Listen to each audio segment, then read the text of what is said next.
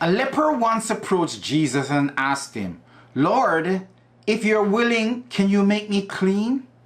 In response, Jesus laid his hand on him, prayed for him, and immediately he was healed of his leprosy. Today, when you get sick, who do you go to? You go to a doctor with the hope that they can make you well. But when this sickness is not physical or biological, where do you go?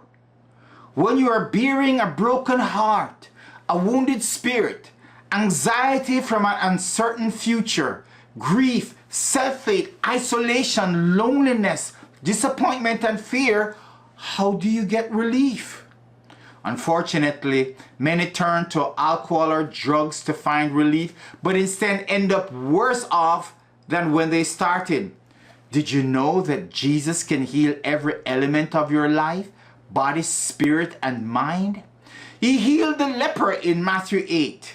He healed the centurion's servant also in Matthew 8. He healed a woman who bled for 12 years in Matthew chapter 9. He healed a man who was blind and dumb in Matthew chapter 12. In the Bible, the psalmist David found himself in a very precarious position. His enemies were after him, trying to kill him. He was alone in a cave, suffering grief and fear for his life. No one was around to help him. No one was there to encourage him. Many of you are like that. You suffer in secret. You bear your pain alone, and no one comes to your aid.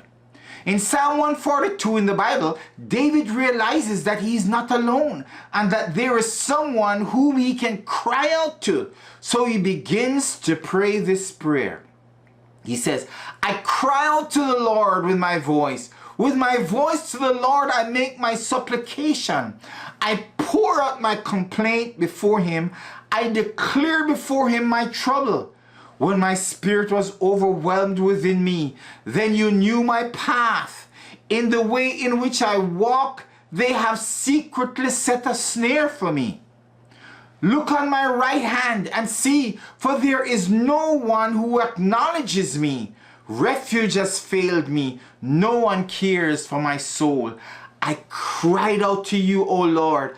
I said, you are my refuge, my portion in the land of the living." And God heard him and delivered him. When there is no human around to help, God is always near and waits for you to do what David did. What have you been carrying around? What is your burden? You think no one cares? Seize the opportunity and ask the Lord Jesus, if you are willing, can you make me whole again? Remember, Jesus is always willing.